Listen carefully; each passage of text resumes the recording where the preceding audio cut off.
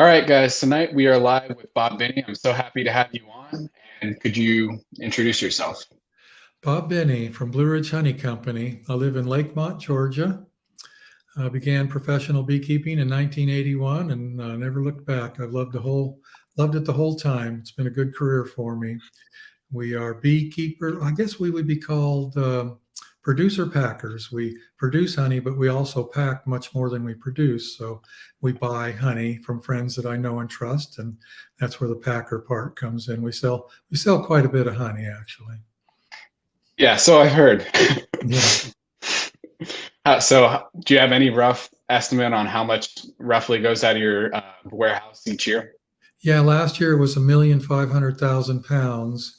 I know that sounds like a lot, and it is a lot. Honestly, it's a lot to me. From a large packer point of view, that's kind of a moderate size. I think among larger packers, they don't consider you substantial until you get to 10 million pounds, and I don't believe I'll ever get to that point. I don't know how I could, honestly. If I had another 10 or 20 years in my career, perhaps I would, but at this point, my time is limited. So we might reach 2 million pounds before my career is over. We'll see. From your videos, I think you've said, you've about maxed out your facility and you'd have to make some pretty substantial changes to, increase your honey output, right? That's part of it. Yeah, I think Yeah. our facility could handle 2 million pounds through it.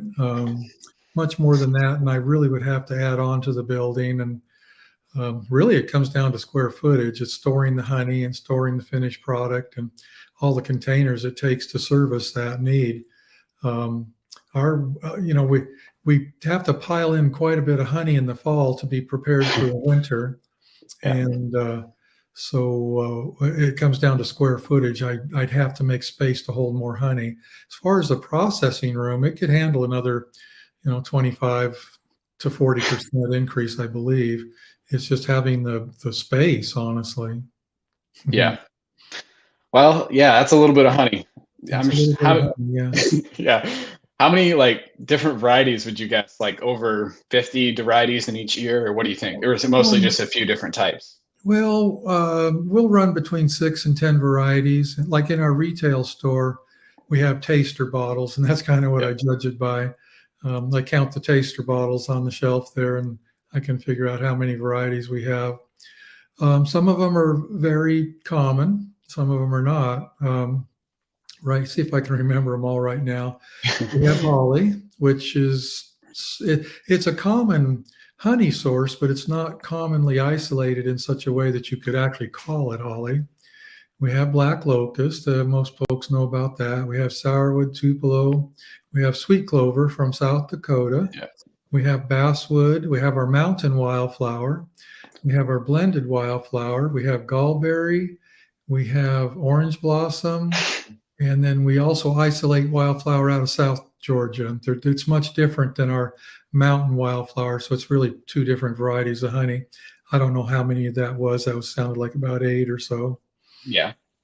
That must be. So do you send all of those different varieties to the same stores, or do you just send a few to each store? Well, all of our customers are different. For instance, Kroger's I don't know if you've ever heard of Kroger's. Yeah. It's actually, I believe it's the 4th largest grocery store corporation in the country, but it doesn't seem that big because many of their stores are named something other than Kroger's. But they're our biggest customer, and they take probably 5 or 6 varieties from us. Walmart, we have a number of Walmart stores, and we might only put 2 varieties into Walmart. Now, the mom and pop produce stands and little grocery stores around, they want everything we've got. And they'll get something, they'll get at least one size of everything. So, when it comes when we're back to talking about space, so not only might we have 6 to 10 varieties of honey, but we'll have it in 16 ounce, 22 ounce, 32 ounce, and gallons and so on. So suddenly it takes a lot of space to keep all those categories in stock. Yeah, makes sense. Yeah. So varietal honey sells for more. You probably know that by now. Anytime you can call something by a specific name, it seems to be worth just a little more than simply calling it wildflower or simply calling it pure honey. So Yeah. I know you're having me on, but I'm really curious about you. What do you produce in Maine? Um, so my main two plants that I get, they bloom early June, late May. It takes like a week or two before they really kick in after they bloom is what I noticed. So it's a very like erratic kind of, it just shuts on and shuts off. Oh, But anyways, the two varieties are mostly it's Dutch white clover. oh yeah. Um, and then I also get it's called bird's foot truffle. I think Corey actually last week he said it's a legume. Hmm. Uh, it's a Yeah. small yellow flower. Yeah, have you heard of it? Oh yeah. Yeah. I've Yeah, seen it around.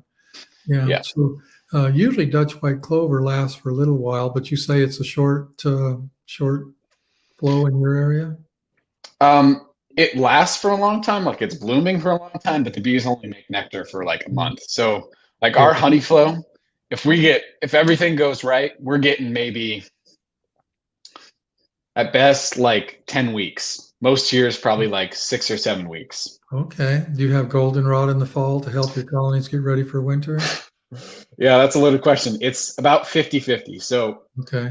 my first season, I didn't need to feed a drop. They filled up two deeps, no problem. I didn't have to worry about Okay. it at all. Year two, I keep waiting and waiting and waiting. And I'm like, oh crap, my colonies are going to starve out in the winter if I don't start feeding now. Well, We got, what goldenrod is so good for is in our area, we don't get much nectar off it at all, but we get plenty of pollen. It's easy to, feed sugar syrup and get your colonies heavy, but feeding really high quality protein and, yeah, natural pollen is so much harder. important to get a colony ready for winter. And so I'm guessing even in a year when you don't get nectar, you do get pollen. Yeah, so we do get nectar or we do get pollen. We're really lucky because our goldenrod actually blooms or starts blooming around the 4th of July, just the first bits of it, which is really odd, but I don't know why it happens that way. And it keeps Hmm. blooming all the way till October.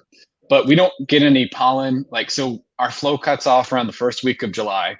Then Wow. we have about a week or two where we don't get any or relatively low amounts of pollen, but our season's so short that enough plants are blooming, our pollen's still okay.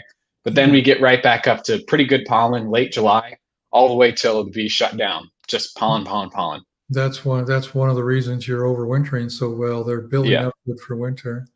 We're you and I, we're lucky. A lot of parts of the country don't have that fall pollen flow. yeah, Makes it tough for the bees to get, built up properly and have nice young bees for winter. absolutely. I'm thinking of employing some of your method on like, so you know how you feed, for a month or two, 1-to-1, rather than shoveling 2-to-1 in a short amount of time. Yeah. If So it's been on an every other year cycle, like as far as flow and then nothing. Um, and this season was supposed to be a flow year, but most of my colonies only made about 20 or 30 pounds, and most of it wasn't even in the supers. Oh my. So so it wasn't good. And what I'm thinking I'm going to do is kind of employ your method. If I'm able to use the buckets to make sure their flow is only enough, because once I start feeding in August, the bees they shove it down into the brood nest rather than like using it to rear brood. So Yeah. my plan is if I get that right amount of punches on the bucket or the quart jar, I'll be able to stimulate them without making them backfill. And that way I get that good month of build. And maybe I'll start feeding 2-to-1 in September. But I think I'm going to have much more bees for winter that way.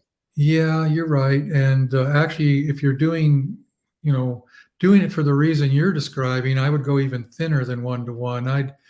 When we incorporate that method for just keeping the bees up, I just call it keeping the bees up. Yeah. We actually go down to 1.5 parts water to 1 part sugar. So it's much thinner than 1-to-1. And you won't gain very much weight, but you'll keep the bees rearing brood. Yeah. Yeah. Got a question from Grayson from Wildwoods Honeybee Farms. Oh, So it Grayson. says, Hi, Grayson. yep. Yeah. He says, "Hey Bob, we talked to you on a live a few months ago and you stated this year that you're going to backtrack a little. So what is your plan for splitting, and what are you going to do with the nukes?" Well, we're going to be beginning to split in 2 weeks. Wow. We're going to be getting 250 queens each week from Chris Warner. I know many Yep. of you know who that is. He was at Yep. Hive Life. Great Yep. guy, Yep. great queen producer too. And we will start for the first 4 weeks we will split nukes that will be sold, and then after that we'll start splitting and using our own queen cells, because I really like that Caucasian stock in our own outfit. Now, as far as backtracking, for me, I guess it really means just no more growing. We peaked out at 2,800 colonies probably 6 or 8 years ago, and every year we come down about 100, perhaps 200 colonies, and we went into winter with about 1,600 this year, and we're coming out with about 1,500. We lost a few, probably. I think I calculated it at 5 or 6%, so not exactly 1,500, but so this year I've already got I got about 200 colonies sold this spring. I promised some people last year that I would overwinter them and give them to them in the spring, the northern beekeepers, Nebraska and such. And those will be leaving soon in 3 or 4 weeks, and of course that'll take us down to around 1,300. And I just don't think I'll go much. I don't think I'll get back much. We might go back up to 14, but that would be about it. What's happening in my life is two things, honestly. And I'm not, this is not a complaint or anything, but I am getting older and I cannot put in the hours and the amount of labor that I used to. Of course, I have a good crew, but, not being there myself has its drawbacks. So I want to work a little less. And then also the rest of my business has grown in such a way that it's requiring more of my time.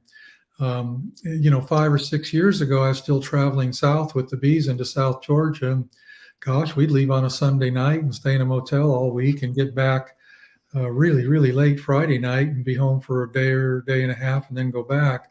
I can't do that anymore because I have the rest of my business is requiring me to at least be present a little bit each day, even if it's just a half hour to check in with the retail clerks and the pouring room, even though I'm not here, I'm saying here, I'm really close to my business. Even though I'm not here very much each day, at least I'm touching base. I am the manager for better. But if I'm not there, things sometimes can kind of go sideways. So I got to touch base. And that's why I got to stay closer to home. Another reason anyway. Yeah. It's so when you say I don't want to go up past 1,400, you mean like go to 1,800 and then sell back down to 1,400 for winter, right? Well, is that correct? It could, this is an interesting point. Every year I say, oh, we're just going to make 300 nukes. We're just going to do this or that. And invariably by the end of the year, it's like, how did that happen? How did we make 600 more colonies? Didn't intend to do that, but it just happened. So sell most of them or keep them. Yeah, sell most of them. That's right. And, that's a good thing. That's why, if you were to look at my outfit perhaps 10 years ago, you would see that my equipment looked a lot older. And now that we're selling so many colonies and always turning over everything, our equipment's fresher. And I like selling bees. I really do. Yeah. So speaking of the equipment, I had a question about this. So can you use the copper naphthenate and linseed oil as a way to preserve wood on a small scale? So like if I wanted to do it, is it realistic to be able to do it? Absolutely. The most, let me think about this, how to answer this right. The most economical way to use copper naphthenate, of course, is to buy it in that concentrate. But when you buy 5 gallons of concentrate from Man Lake and you got 5 or 6 parts of mineral spirits, you got a lot of stuff. But you can buy it in places like Home Depot, but it's just more expensive, and it's like, I don't know, $17 or $20 a gallon. But you can believe it or not, linseed oil is actually pretty good for the wood all by itself. So you could cut back on the cost of copper naphthenate and add a little more linseed oil if you can find linseed oil reasonable. In some instances, it can be fairly expensive too. But really, any combination of the two of those is a very good wood preservative. It makes a difference. I have to assume that you're using the same type of material we do. We're using Eastern white pine, so I guess I think so. Would be. And then also Grayson down in Alabama is probably using some sort of pine, perhaps cypress down there, which is, of course, is much better. But much better. White pine in our neighborhood just did to 5 years and it's shot if we don't do something to it. Yeah. Yeah, same thing. Do you have much experience with cedar, or I is that not do, common? yeah, actually quite a lot. And in my Oregon days, we were using a wood that is really cost prohibitive now. It was called Port Orford white cedar. It was a white cedar. It was absolutely the best wood I Yeah, would ever ran across for beehives. But it's so expensive now that it's just you can't. It, it's pointless to buy it. It's specific to the coast of Oregon. It's actually a wood that originated in Japan, and I guess some trees or some seeds or something floated across the ocean and became established on the coast of Oregon. yeah, And there was a nice little stand of it there, but because it's such fine wood, the price just shot through the roof, and beekeepers can't use it anymore. Let's yeah, see. Linseed oil makes a nice colored box, just takes effort. That's true. Yeah, it does. It will darken with time, no doubt about yeah, that. And it's a really good wood treatment for almost anything. And, it's really kind of a food grade oil, oddly enough. So if you're trying to stay non-toxic, the more linseed oil, the better, probably. yeah. With the So like I took boat building class when I was in seventh grade. I Oh, helped build cool. two boats. And so like that's where I learned about wood. I'd been building my own equipment for a couple of years at the time, but like that's how I like learned, like the shop teacher, he like would blow through this wood and have like in a cup of water, and you could see the air bubbles in the wood because the like it was porous enough. It was really interesting. Anyways, Yeah. that's how I learned, cypress, cedar are like the swampy woods, so they're able to deal with the water much better. Yeah, they have more oil in them. All of the, red cedar, white cedar, cypress, black locust. There's a lot of things in that wood that don't exist in pine. But we can add back, linseed oil, things like that will do the trick for us. I actually like white pine because it's lighter than many of the other woods. Yeah, And absolutely. again, back to picking on myself and my age. We used to use some pretty heavy woods, and now I like the white pine because a box doesn't weigh as much. Absolutely. Makes a lot of sense. Okay, Bob, do you use raw or boiled? We use raw because boiled actually has, I don't know what, I read up all about it. There's something in boiled linseed oil that doesn't exist in raw, and it is toxic. It takes something that's non-toxic and makes it toxic. Hmm. Now, interestingly enough, you can put just about anything on wood for a beehive, and if you Yeah. let it sit out in the rain and the sun, it weathers, and suddenly it's okay. I've known many beekeepers that have used things like used motor oil and diesel fuel, and just leave it out in the weather for 3 months, and then the bees will survive, and it's just fine. Um, a lot of beekeepers use diesel fuel when they cut that copper naphthenate and kerosene. Kerosene doesn't have additives like diesel fuel does, and it's Yeah. probably not as clean as mineral spirits, which is what I use when I cut my copper naphthenate. But it's probably better than diesel fuel. Now, let me just say real clear here: I'm not telling anybody to use diesel fuel and kerosene on their beehives, but I know people that do. Yeah. Yeah. With the do you think it'll matter if so like let's say I paint the boxes in August, I won't use them until probably May. Yeah. Um or dip them in the copper and linseed oil. Yeah. Do you think it matters if the snow would be fine, right? Wouldn't be I an think issue. so. I honestly do. It needs not only, I'll tell you the thing that really fixes it the best is sunshine.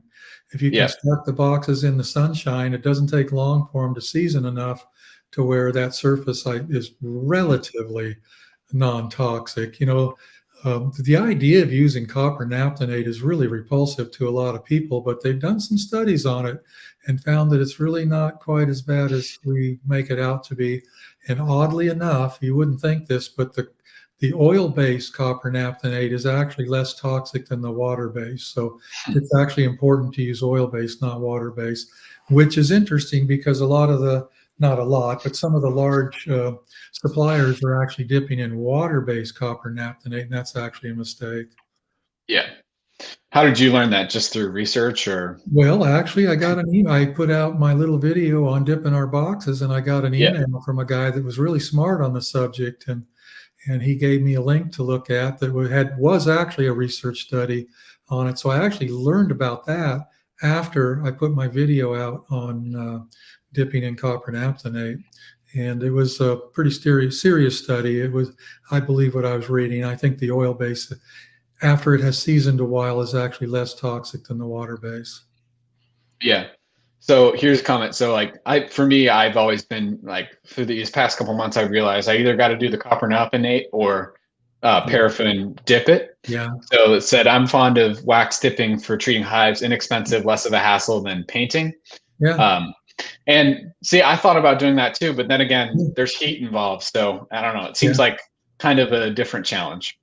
Well, yeah. I mean, if you're careful, it works. I know a lot of guys use that, and it will turn very dark in time. And some of the South Georgia guys have actually used wax dipping and then reverted back to copper and painting because they wanted their boxes to be a lighter color so they didn't get so darn hot in the summertime. Yeah. But also, I know several guys that have done wax dipping, and the boxes just last a long, long time. And of course, after some years, you can dip them again if you want, if they're looking a little tired. And also, if you're dipping in paraffin, you can put hive scrapings in there, propolis and beeswax. Just add it to the mix. It doesn't matter. In fact, it's probably better than the paraffin. Yeah, it's as in beekeeping, you talk about how it's 50% art, 50% science. There's Yeah. just so much acquired experience, That's it. Yeah. Sometimes people, forgive me if I've got to be careful how I say this. Sometimes people look at me as being somebody smart on all these subjects.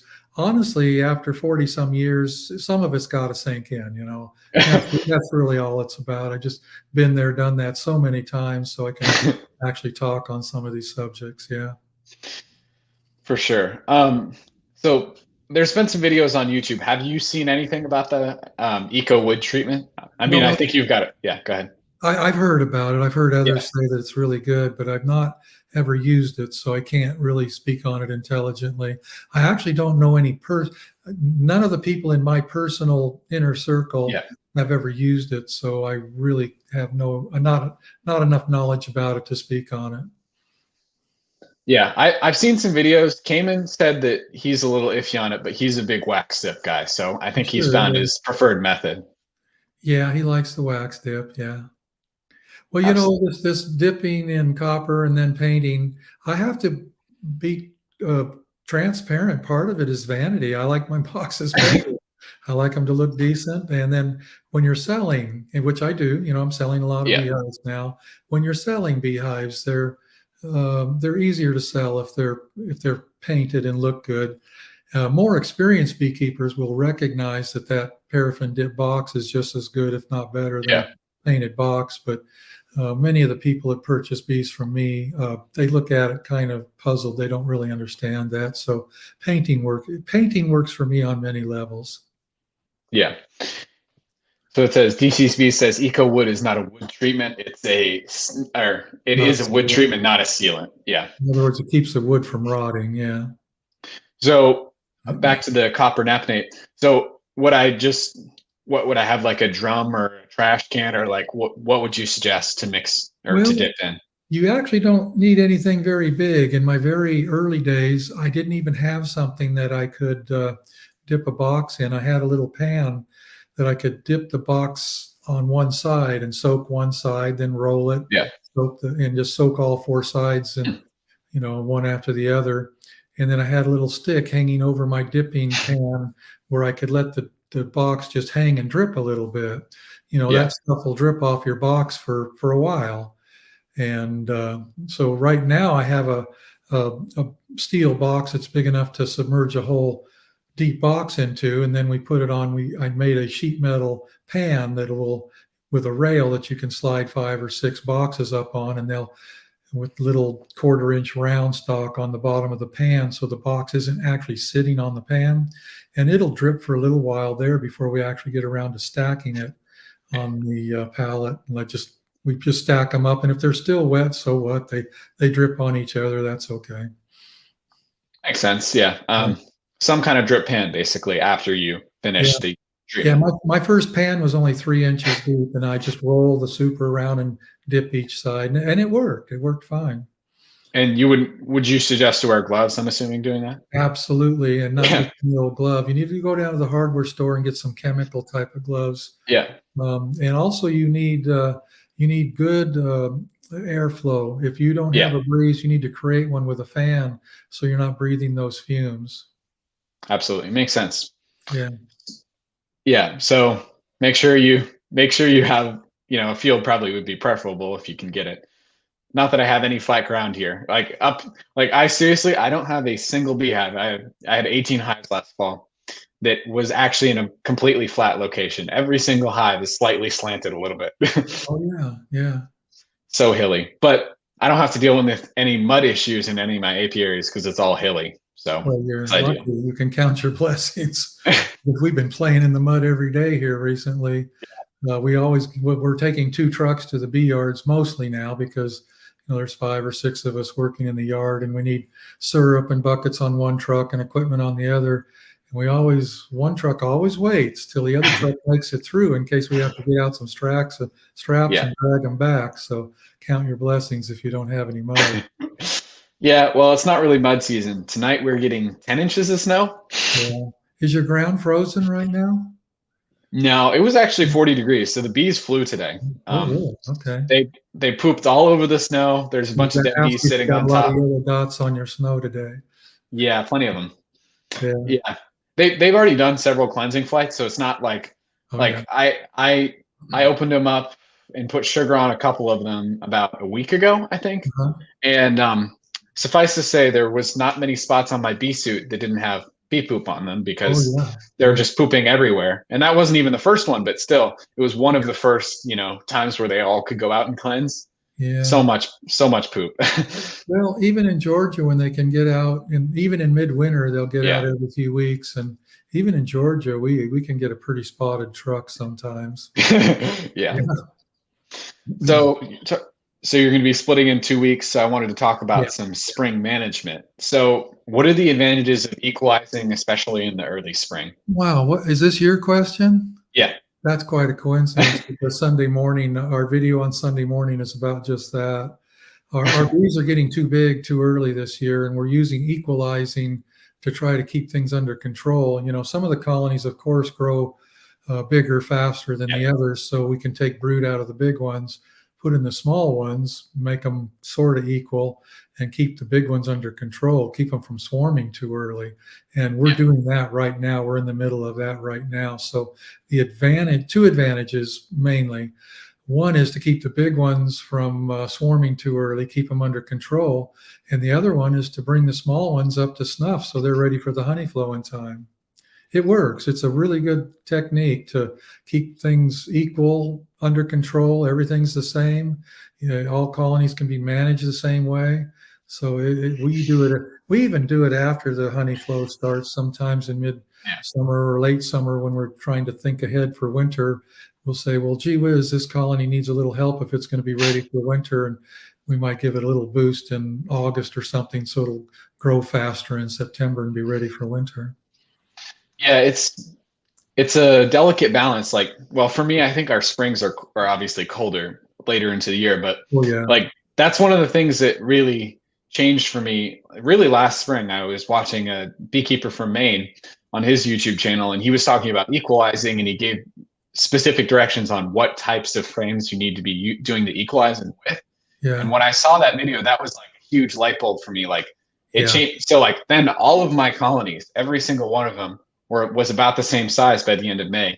And That's that's just makes everything so much easier. Yeah, one caution about equalizing, you got to wait till you have hatching brood. If you try to donate, if you're in the same apiary, I should qualify that. Yeah. If you're switching brood in the same apiary, you have to wait till you have hatching brood, because if you give a frame of brood from one colony to another and they don't have any fresh young bees, all those bees know their way back home, and there are no young bees that'll stay put. So there's such a thing as doing it too early also. Yeah, no, absolutely. And you got to look at the forecast before you do it as well. That's true. But Yeah, because our bees start rearing brood in February. I even had some start in January this year, and we don't get our first inspections till April. So there's always hatching brood, even in the first Oh, yeah. inspection. Yeah. And yeah, we always have hatching brood. And one thing that I also like to do is I'll move over that frame. It has to be emerging brood, or at least a couple of them emerging. So it Yeah. Yeah. instantly heats itself. But also, I'll take a frame. I'll find the queen in the other hive. I'll take a frame of larvae and just shake those nurse bees in to give that extra boost of nurse bees that hopefully will stay behind. Yeah, we do that a lot. Actually, we'll do that often when we're making nukes that are going to remain in the same yard. We Yeah. actually prefer that technique. We prefer making splits, and if not leaving them in the same yard, leave them close enough to where the field force will go home because we have a lot better queen acceptance that way. And of course, if you're doing that and it's not warm weather, you need to shake in those extra nurse bees so that the brood will, be maintained until that nuke grows up a little bit. Yeah, it's for me, what I'm going to do is I'm going to leave them in there for a day or two, let the foragers all get out, and then move it to make Yeah, sure I get that prime queen acceptance. It shouldn't yeah. be too bad because their cells, I don't have as much invested, and they're just more likely to accept those Well, yeah. younger cells. And I know this gets off the subject a little bit, but that's one of the reasons we like using double screen boards so much is that in early spring, you can build a nuke in a box over a double screen board, and it doesn't need as many bees to maintain the brood because it has the heat coming from the colony below. It's a good technique when it's still cool out. Yeah, it's interesting. I was actually watching a video last night of someone doing a pretty similar manipulation. It wasn't quite the same, but their plan was they were using a double resource hive like Michael Pomper uses, Yeah. producing fall honey in August and September, pulling Uh-huh. that off, feeding them, and then putting a double screen board on a double deep and then overwintering them on the double screen board, which I thought was interesting. Yeah, we do a lot of that too, actually. Just today, we did quite a few overwintered that way in order to requeen in the spring. I know that sounds kind of crazy, but we have a small yard here on my own home property that's going to be our cell builders next year. Yeah. And in November, we had some nukes on the ground and needed to put them somewhere for the winter. So we put them in a deep box over a double screen board right on top of colonies that were going to be requeened this spring. And we did that today. We actually found the old queen builder and then just pulled the double screen board out and put a newspaper in between. Really great way to requeen. It works great. Yeah, I had it. So I requeen all my queens every year because I graft to make my own queens. Oh, yeah. Yeah. And I had the weirdest occurrence. So I also help my friend. We do most of our beekeeping together. And her nuke. So we had a hive that we tried to requeen with a push-in cage, but there Okay. wasn't enough food under the push-in cage. So the queen starved out. And so I wanted to make sure they got a new queen in there without having to make their own via queen cells. And I dropped in a nuke, and I was like, "There's no chance they won't accept her. It's a perfectly good laying nuke. The queen is young, and she has a great pattern." And they still killed her. Oh, really? And yeah, and I think it's a pretty freak occurrence. I just think there were a lot of old bees in that, and that what I should have done is move them about 20 feet away, dropped in the nuke, let them let them accept that queen, and then move them back. And I think I would have been fine. Yeah, But that would have helped. But let's back up to your push-in cage. yeah, You shouldn't need food in that push. Well, I got to be careful. I'm not sure what kind of push-in cage you yeah. use, but in our instance, the push-in cages we use, we don't need food under the cage because the bees in the colony will feed the queen through the cage. So it might have been something else. It might have been a different reason that queen didn't make it. Yeah, I didn't have any of the other problems that had. So you're saying like 1/8 inch hardware cloth, they fed them right through the cage? They do, yeah. Hmm. Just like a queen cage, an introduction cage, commercial style or something. The bees will feed the queen through the cage, so you don't need to have food under the push-in cage. So something else might have went wrong there. That makes sense. I just assumed it was food because all the other beekeepers say to make sure you have food under the pushing cage, emerging brood and food. Well, emerging brood, yes, and open cells so she can lay, yes, but I've never paid any attention at all to Hmm. food. We have great success. That's interesting. I didn't know that. Yeah. Yeah, maybe it could have just been the old bee issue. I mean, Old might have been bees, that simple. yeah, and it can be something as simple as got a hold of her legs and pulled it through the wire and really screwed her up. Yeah. Old bees are really antagonistic towards a new queen. So Yes. your thought about moving the colony and losing that old field force is legit. I mean, like, Yeah. you got a really mean colony and you need to requeen it. Just pick it up and move it, and then Yeah. the next day it's really easy to work it, and the old bees Yeah. are gone, and you can requeen it much easier. Absolutely. Here's a question for you, Bob, about drones, when to graft. So it says, Bob, I'm seeing drone brood this week in my hives. How long till I can start grafting queens and have enough drones for proper mating? Well, first I got to say I'm seeing a lot of really familiar names pop up here. That's very interesting. So somehow you've gotten a hold of the right people to watch your channel. I recognize this name for sure. Okay, so a lot of books and a lot of people, beekeepers, will tell you that you can start grafting when you have drones at the purple eye stage. Yeah. And that's true, but there's a big but involved there. Yeah. If you do the math, if you graft when the drone's pupa has purple eyes, the math adds up. But that's like kind of pushing the envelope a little bit. They say drones can start mating when they're 2 weeks old, but it's really better if they're 3. And also, if you Yeah. just wait a little longer, you'll have more drones. And I'm all about having mass quantities of drones in the air when I start mating queens. Now, we're going to start grafting. Let me make sure I'm going to address this question. How long can I start grafting? Okay. Um, we are going to start grafting in 3 weeks.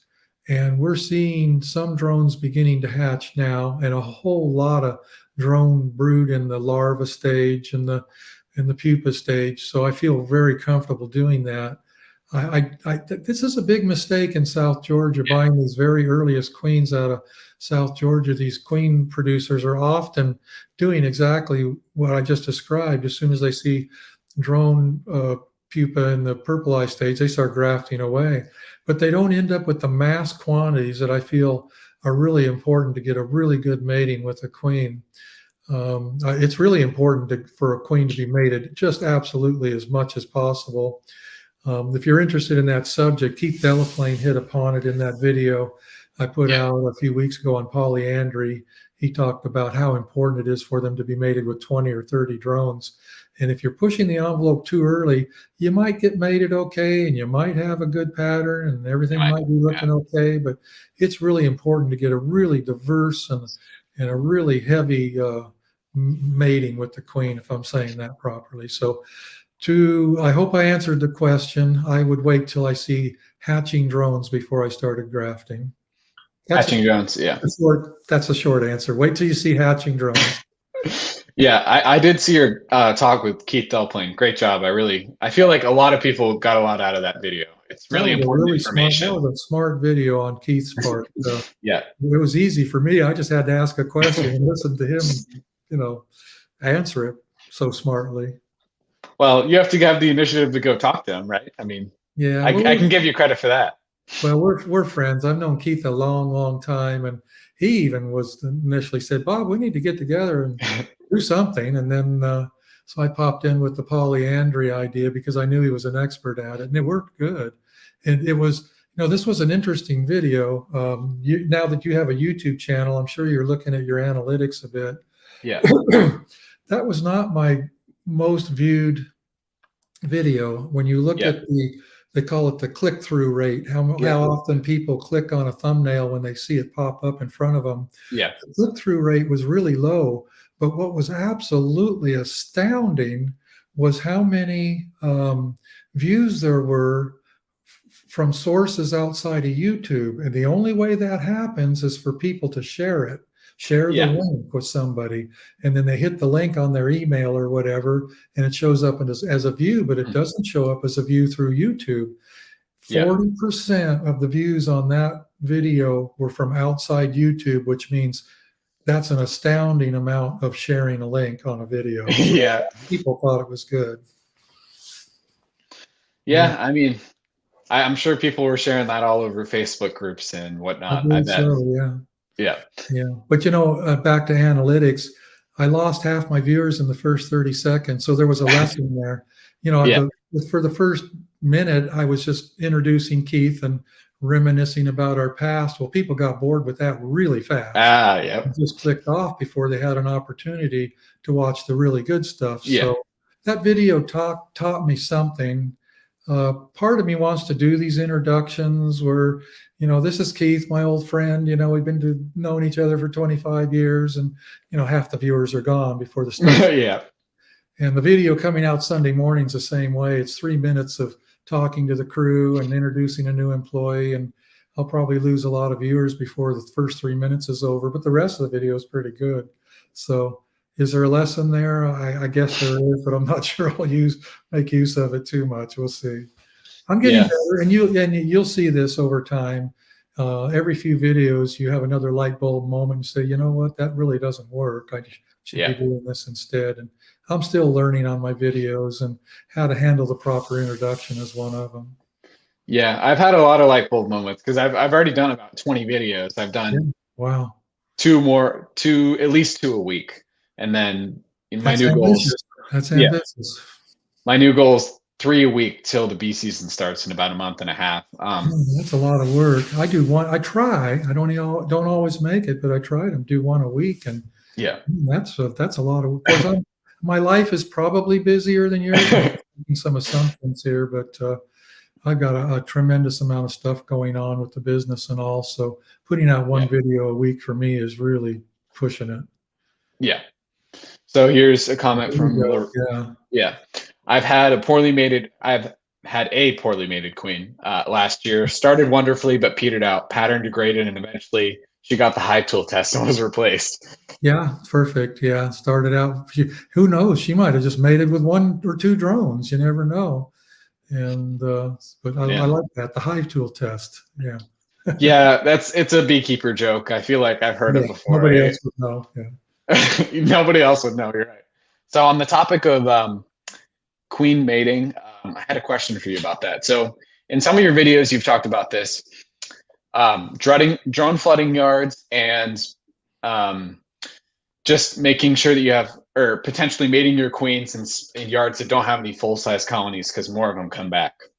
Okay, this is a good question that is often answered incorrectly.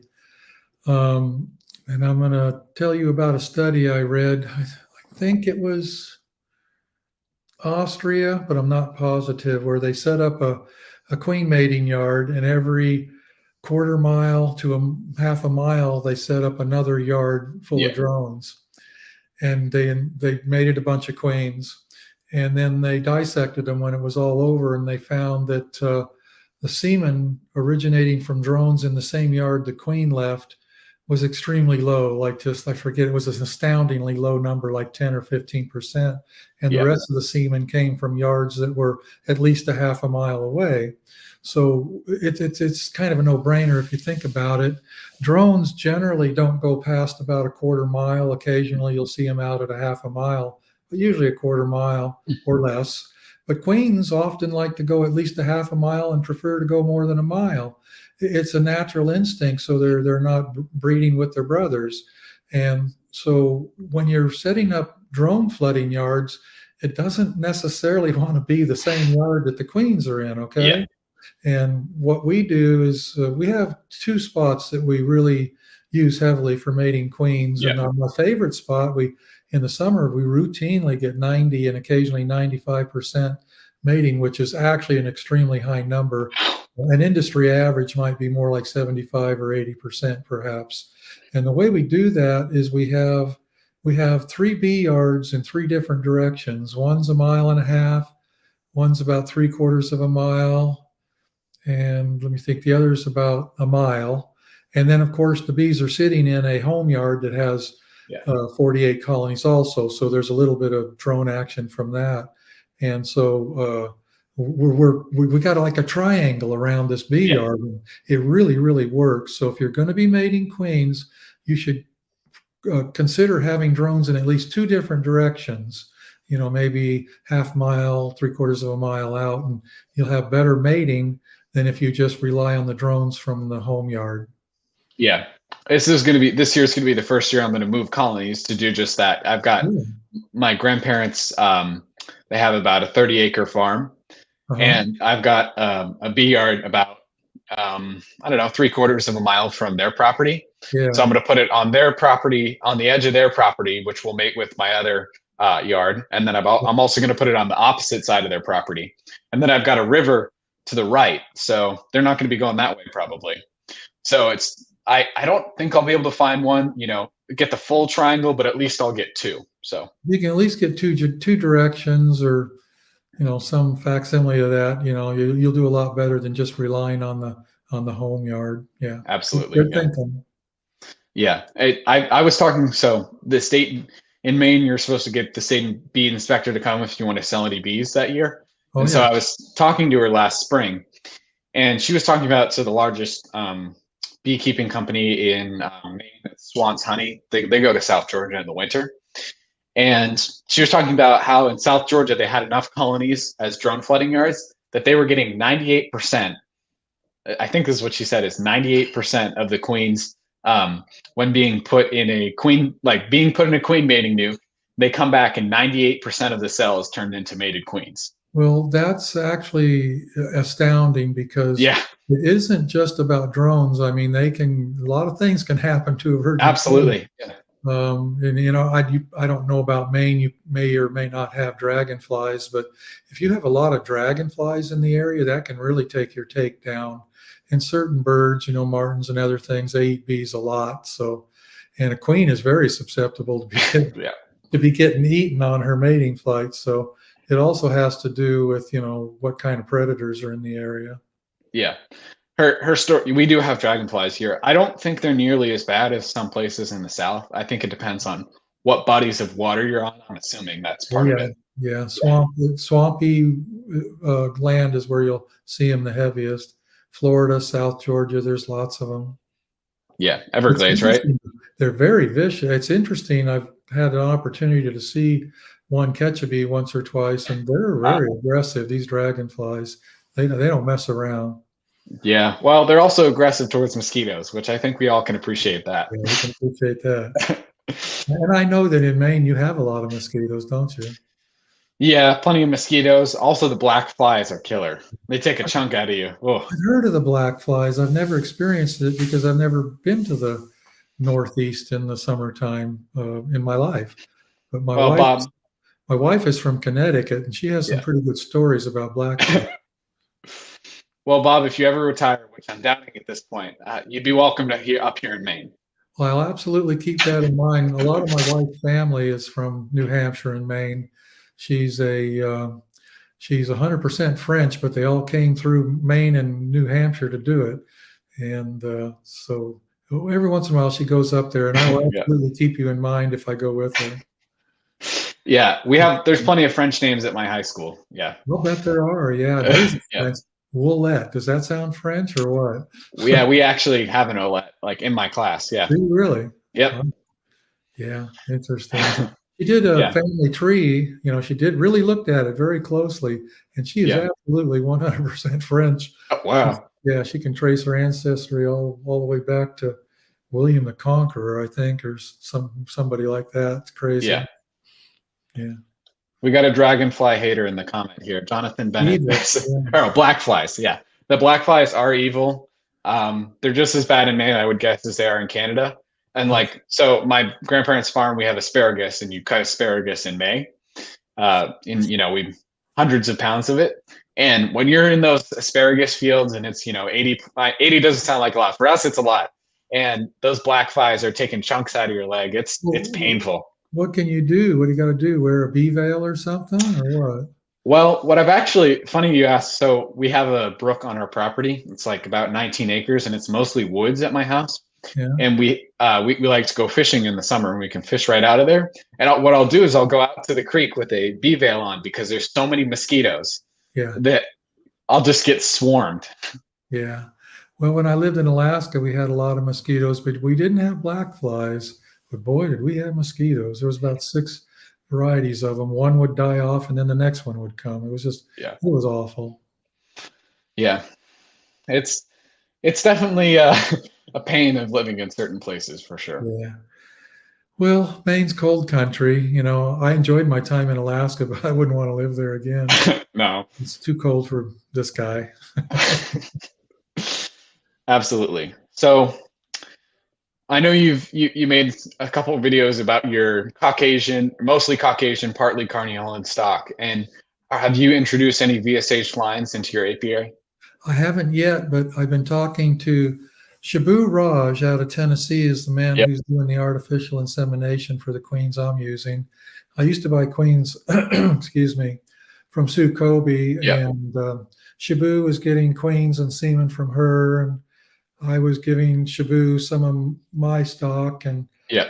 excuse me, and we talked to Sue about that, and she gave us her blessing and thought it was a great idea.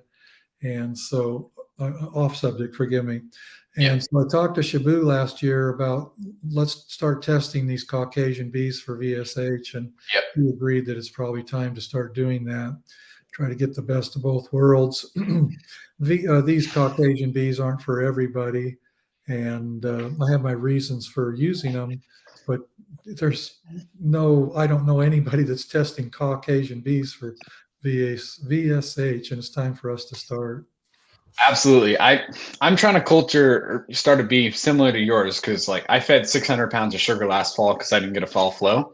Oh, And it makes me worried on some of my colonies, even after I fed that much.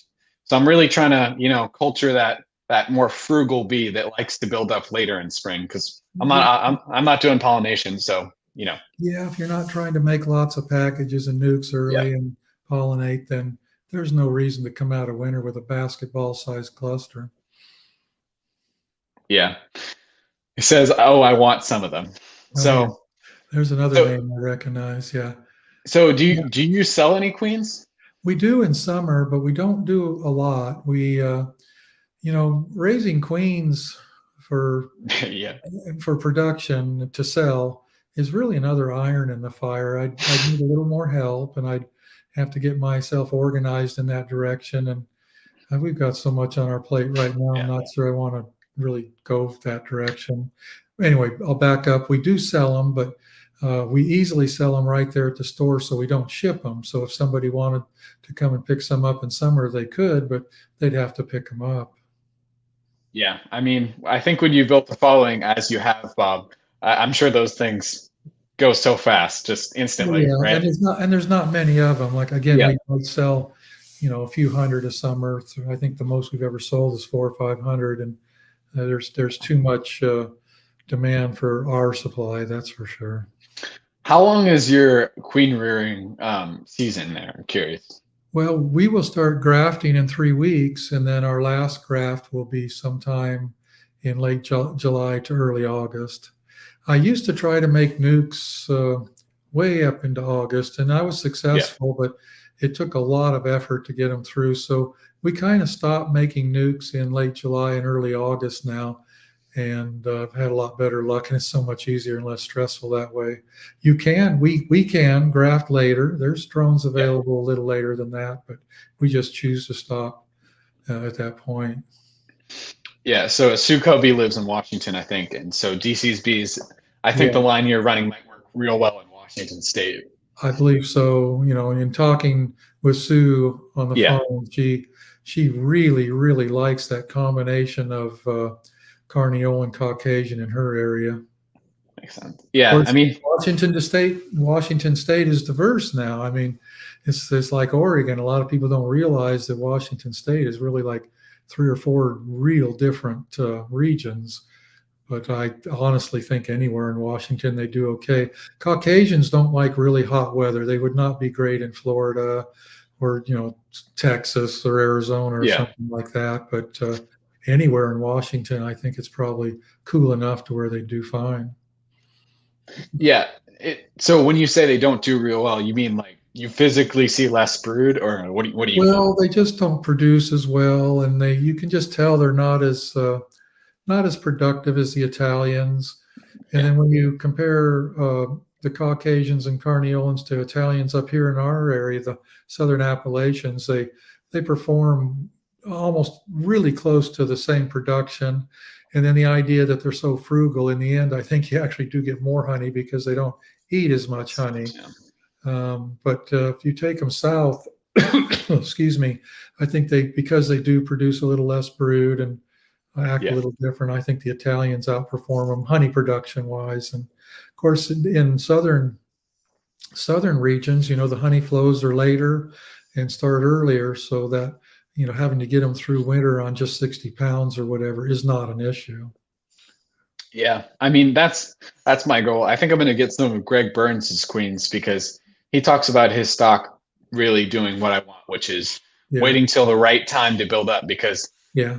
I'm going to be worried about my bees making through winter no matter what stock I have. But, you know, if I'm able to feed, 20 less pounds per colony, that could make a big difference. Well, there's something else about the dark bees, and I proved it to myself. There's no debate. I'm absolutely convinced that they fly in just a little bit cooler weather. And so Yeah. that could be good for cleansing flights in the winter. It could be good for, well, what else would it be good for? They're not really going to get much nectar at 42 degrees, but they're out there looking, if they can get pollen at 42 degrees, though. Yeah. So I think it helps them in cold weather to get out at, in cooler temperatures. Yeah. They were flying today and it was just about 42 degrees. Yeah, yeah. Yeah. The Italians need just a few degrees warmer. If you Yeah. just think about where they evolved, it all makes sense. Yeah. Yeah. So I asked Ian this and he had some pretty colorful answers. So I thought I'd ask you Yeah, as we have well. colorful answers for everything. So what's your favorite time of the beekeeping year? um, Early spring. Early spring. Maple trees are blooming, and you can start to see who made it through winter and who's got a queen and all that. And I really, really like early spring. And then, of course, another good time for me is the sourwood bloom period. Yeah. If the sourwood is producing, it's always fun to make a nice big crop of valuable honey. So that's a fun time too. Even though it's really hard work, it can be very rewarding at that time. Yeah. The sourwood's your premium honey, am I right? It is. It's a really valuable honey. There's a few honeys in the country that stand out above the rest. And as far as value, you're looking at things like Tupelo is expensive. Yeah. Tupelo comes out of South Georgia and the Panhandle of Florida, and sourwood and Tupelo usually run neck and neck price wise, bulk. And then there's some other ones that go for higher money, perhaps not as much as sourwood and Tupelo, but orange blossom is always worth a little more, and black sage in California is always worth a little more. And of course, fireweed out of Washington, if they're making fireweed there in Washington, that's a pretty valuable honey too. But sourwood and Tupelo in this country are probably the most value. And I'll give you an example. We did not make a lot of sourwood this last summer, but what we did make, if we were going to sell it in a drum, it would have went for $6.50 to $7.50 a pound. Regular, just generic, good tasting table grade wildflower was going for $2.85. That was kind of the national average for this wildflower that tasted okay. But sourwood and Tupelo were both going for $6.50 and sometimes $7.50 a pound in a drum. Now this is unfiltered, out of the extractor in a drum. So as you can see, it's got twice the value. That's crazy. I mean, more than twice. Yeah. Now it's interesting at the bulk level, it's more than twice, but when you get to the retail level, it's not quite as dramatic. It might be worth 50 or 75% more, but still a lot. I mean, that's a lot. Do you have any guess why that is? Supply and demand. Sourwood, it's not everybody's favorite honey, but I'd say at least 50% of the people that taste sourwood think it's some of the best honey they've eaten. And then it's only found in the southern Appalachians, so there's just not a big supply to meet the demand, and it drives the price up. And so it's a supply and demand, and it just simply is really good honey. If you get pure sourwood, there's not a lot of honeys that beat it, in my opinion. Of course, I'm a little biased, but again, most of the people that come into our store when they taste it, at least 50% of the people that taste it pick it over the rest of our flavors. Yeah, I've heard you talk about that. I think I've also heard you say that you have like a big honey wall of all the different honeys from all over. Oh, you mean the display? Yeah, we got a lot of jars. I need to take a picture of that and show it sometime. We've got honeys from all over the world, Russia, Greece, France, just many countries. And I haven't gone to all those countries. I'll tell you where I got Yep. most of them. This is going to sound really crazy, but I visited my daughter in New York City. My daughter lives at that time Yep. living on Manhattan, and we went into a bunch of grocery stores from all, you can find just about anything you want in New York from any country in the world. And I Yep. kept seeing these exotic honeys from all over the place, and I just started buying jars of everything. And then, of course, we have probably a couple hundred jars of just uh, around this country. People come into the Yep. store and they know what we do, so they share a jar of their honey so we can put it on display. And then, of course, I'm always watching. If I'm in a grocery store and I see something that looks cool that I've not seen before, I'll buy Yep. a small jar and put it on display. Some people collect, different things. I collect jars of Yeah. honey. Yeah. I've got a really light honey. It's not like, I don't think it's like basswood, or black. I can't remember if it's basswood or black locust, but it's still pretty light. It's not dark, Yeah. definitely not a dark honey. Yeah. Now I see a comment by DC's Bees here, Yep. and he's going to find this interesting. When I was in Oregon, I made a lot of blackberry, and it was very good, robust, good, great flavor, and it was a darker honey. And I was really puzzled when I first moved to Georgia when Yeah. people were showing me their blackberry honey because it was very light. Yeah. The blackberry honey in Georgia is light in contrast to the blackberry honey in Oregon and apparently Washington too, which is darker. They look like the same plant to me. The berries Yeah. taste the same. I don't know what the difference is, but there's definitely a difference in the nectar. Who knows? I mean, Yeah, I here's don't know. another comment. Basswood's pretty light. Glad Yeah, it's my main flow. Very pale. Tastes like mint. Never tried sourwood though, so I can't compare. yeah. Basswood is really good. We get a lot of basswood out of Wisconsin Hmm. and Michigan. I'm trying to remember where LaGrange. We've communicated a little bit on comments. I want to say LaGrange is from Michigan, but he'll correct. Quebec. He'll, Quebec. oh, it's from Quebec, really. Yeah. Yep. Okay. All right.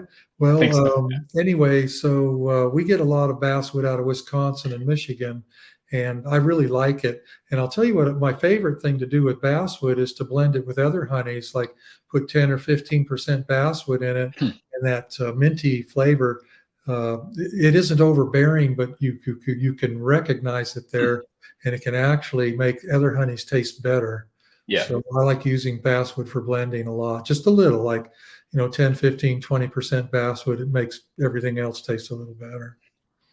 That's so you think the mintiness complements all the other honeys? Somehow, at least for my palate anyway, Yeah. honey's like many foods, everybody has a different Yeah. idea. Some people like apples, some people like oranges, but I like basswood straight up, but I like what it does in a blend, and that's where I use it. When I buy it, and we get it by the semi-load Yeah. sometimes, we'll save it for blending. It doesn't sell very well here, oddly enough. It looks pretty, but when people taste it, maybe it's kind of has something to do with, whatever you grew up with is what is your Yeah. favorite taste. Down here in South Georgia and North Georgia, most people don't care for the basswood much. I like it a lot. And Yeah. some people down here call it linden tree. And we Yeah. have some north of our shop, but of course we don't have the concentration like y'all do up north. Yeah. Yeah. Makes sense. DC's Bees was interested by your story. I think I heard you tell that story in a different video. I Yeah. mean, bees, endless things to talk about, and same with honey. It's just so many interesting things you can learn about all of it. Yeah, it's endless. I'm really surprised at how many people come into our store, and we, of course, like the retail clerks are trained to say, Yeah. "Would you like to taste some honey?" They're looking at all the varieties on the shelf, and they're trained to say, "Would you like to taste some honey? We have a tasting station here." And they walk over and look at all the flavors, and they go, "We had no idea. We thought honey was all the same. Honey's honey." Well, no, Yeah. it's not. No, it's not. No, it's not. Yeah. Well, Joy.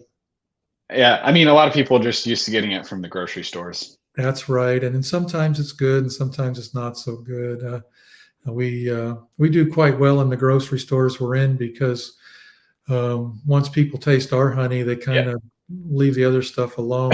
Yeah. And I got to be careful. There's some very good honeys on the shelf in some of these grocery stores, but I'd say 3/4 of the honey in your typical Walmart or Kroger's or something like that is not Yeah. all that great. A lot of the Yeah. large packers go by price and color rather than taste, and I do just the opposite. I don't care what color it is, as long as it tastes good and as long as the moisture is good, that's my choice. Yeah. And of course, the price can be higher for that kind of stuff. I mentioned earlier that I was paying $2.85 a pound for just good table grade wildflower, Yeah. things like the basswood wildflower out of Michigan and places like that. And but these large packers, they're definitely looking at the price. They got these big contracts to co-pack for Walmart or something. They're looking for the cheapest stuff they can buy, and that can be things like I don't know, pepper down in Florida. Yeah. That can be a pretty good crop some years, and the color is great. But boy, to my view, it tastes terrible.